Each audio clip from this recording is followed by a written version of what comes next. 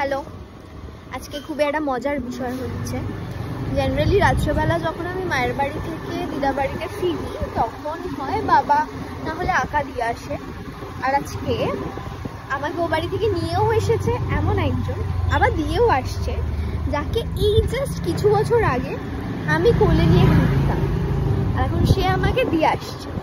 মানে তোমরা যারা বড় বড় দিদি তোমরা হয়তো রিলেট করতে পারবে যে এই ইমোশনটা কেমন, মানে এই ফিলিংটা কেমন। আমার ভাইও স্কুটি চালাচ্ছে, ও জেনারেলি ওর ভাইকে স্কুলে দিয়ে নিয়ে আসে।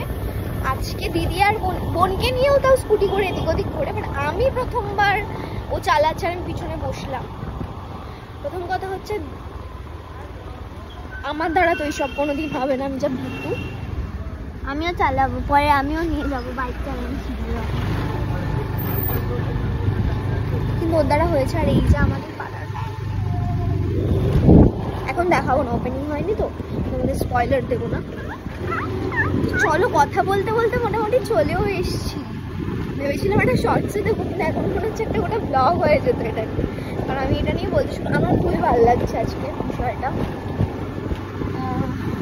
প্রাউড দিদি সেফলি আমাকে বাড়িতে ড্রপ করে দিল। তো টাটা, গুড নাইট সবাইকে, হ্যাপি দিওয়ালি। আর নতুন ভিডিও আসছে, শর্টস নতুন আসছে। টাটা, চলে এসছি, টাটা টাটা, সাবধানে যাবি।